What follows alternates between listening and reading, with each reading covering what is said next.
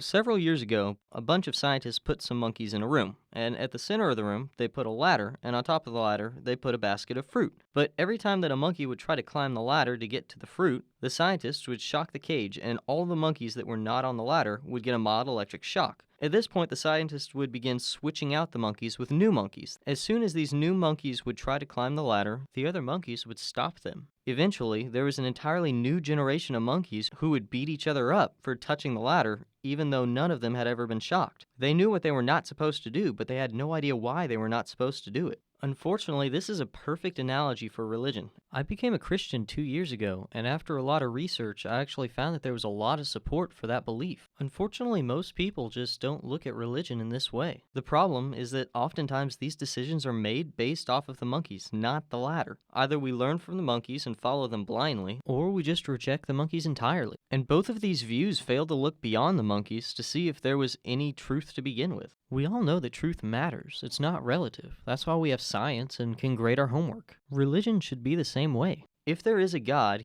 that God is not dependent on our belief in them. In other words, any God worth worshiping would not pop into existence just because we clap our hands or fade away because we say, I don't believe. Truth is not determined by how much we like or dislike it. So this is not a discussion of what do I believe, but rather we should be asking what is true. Granted, C.S. Lewis said that trying to prove the existence of God was like Hamlet trying to prove the existence of Shakespeare. We are on two completely different levels of understanding. The only way that Hamlet could prove Shakespeare is if Shakespeare somehow wrote himself into the story. A better way to ask the question of what is truth is to ask which claim to truth is best supported by what we see in the world. Unfortunately, just like the monkeys, we have picked up certain beliefs from our culture and previous generations. And just like the monkeys, many of us have never bothered to test those beliefs. As a result, society just sees a cage filled with monkeys fighting over a ladder. We need to stop asking the question, what do I believe, and start asking the question, why do I believe it? Every ideal has its extremists and its pacifists, but we should not let the monkeys inhibit our investigation of the latter. We have to investigate that latter ourselves rather than just parroting what someone else has said or turning away from it because someone annoys us. And I know it sounds really philosophical to say that truth is relative, but it's not, and it requires a little effort on our part to figure out what that truth is.